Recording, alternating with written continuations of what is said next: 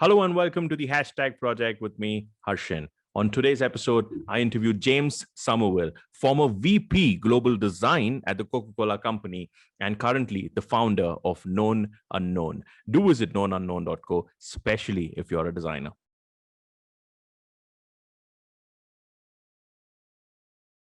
A lot of it today is definitely led by data, right? That this is going to be the next big campaign, or this is what we should be doing, this is what we are listening to, this is what the consumers are speaking. So do you think intuition, which used to also drive that, I think this campaign is going to do really well, right? Do you think that's taken a backseat somewhere? Or do you still think that intuition does drive you to actually choose the best campaign that the brand should do?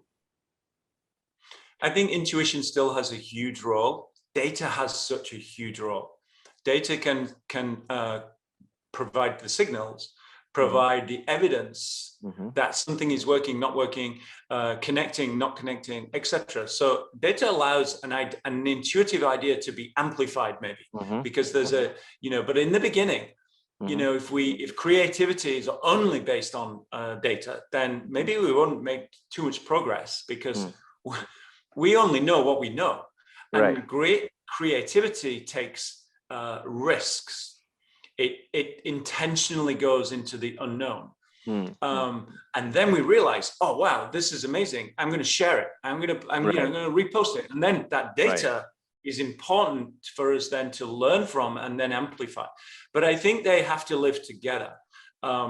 If it was all data, then maybe it would be slow progress creatively. If it was all intuition, then you would miss so many opportunities that you could have amplified through the knowledge and data. So it's definitely and many other things in there as well, in terms of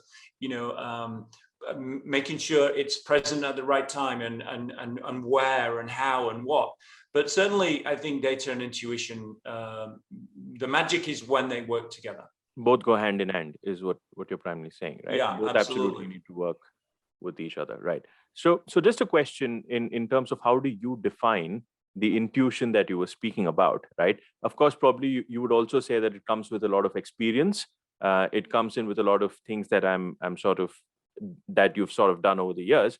But how would you define it if you had to? I would say that as a creative, and we can define ourselves as designers, advertising, digital. There's so many creative disciplines, but I think there's an always-on mindset from a creative.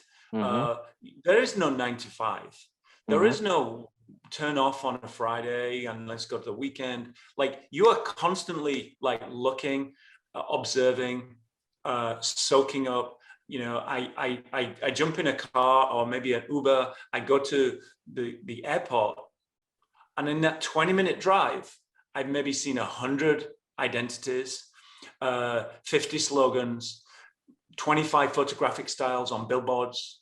This for me is like reading a design book of observing what is happening in the world today.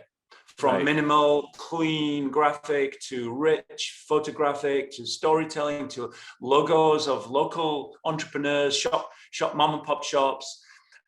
This is where the inspiration is, and it gives you a kind of a barometer of what is happening in the world and what is important, what are people using, color palette, typeface, whatever.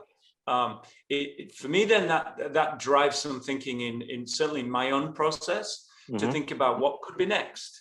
Why are we doing this today, and what could tomorrow also look like as well? So I think it's that always on mindset that any creator moving into an industry like this, it probably already has instinctively. And if not, then maybe needs to think about how you're constantly looking for those ideas.